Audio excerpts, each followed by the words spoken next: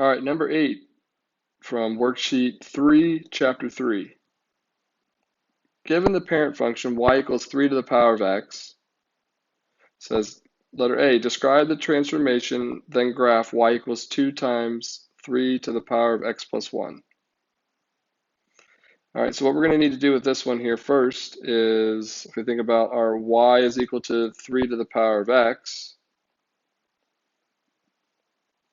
let's just make ourselves a little table here to look at those values. We have an x and a y. So we're going to plug in some. I'm not sure what you mean. Well, sorry, Alexa, I wasn't talking to you.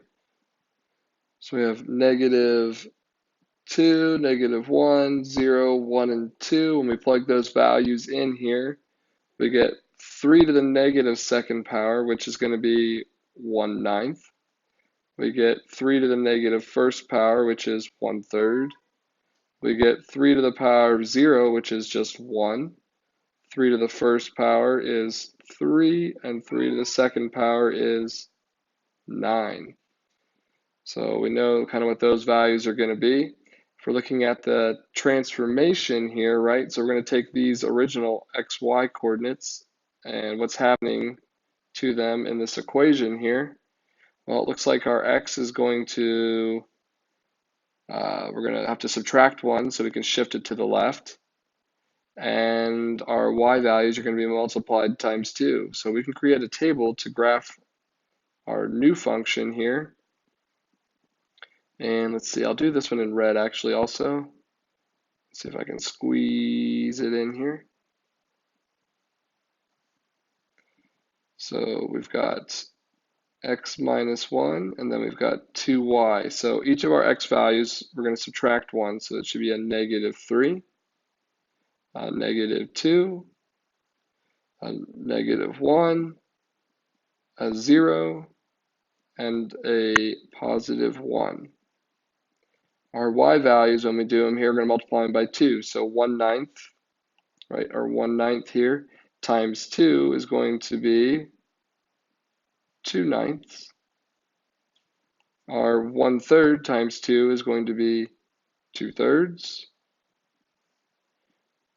Our 1 times 2 is just going to be 2. We've got our 3 times 2 is going to be 6. And then last we have our 9 there, which is going to end up being 18.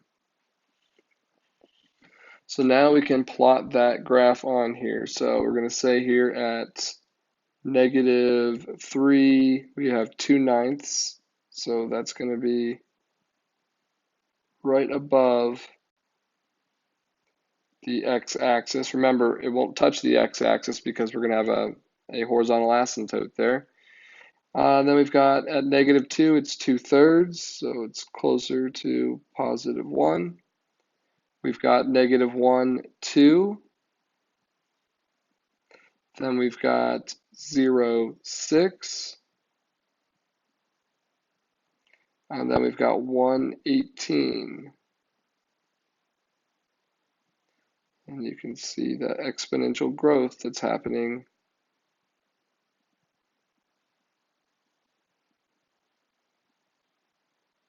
right there.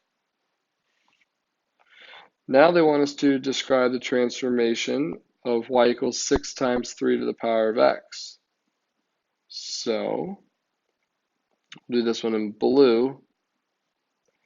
Our original graph is still over here, or our original table, I'm sorry.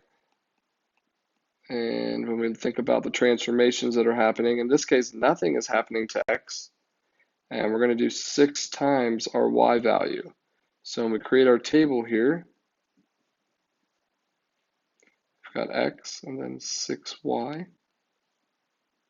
So we'll just go ahead and copy our x values down. We've got negative 2, negative 1, 0, 1, and 2.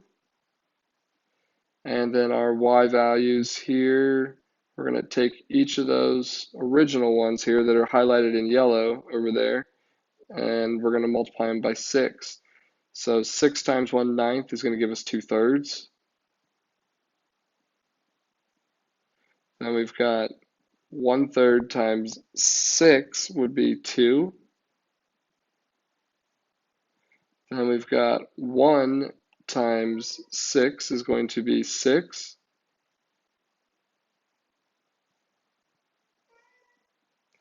Then we've got our 3 times 6 is going to be 18.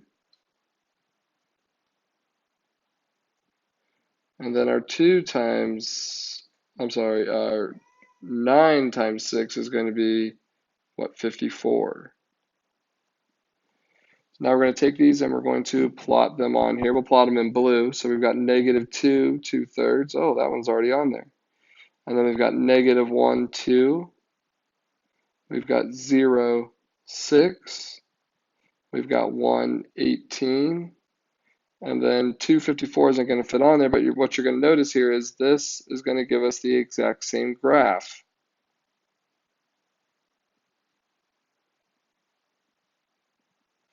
So when it says, what do you notice about the two graphs? We're going to say they are the same graph.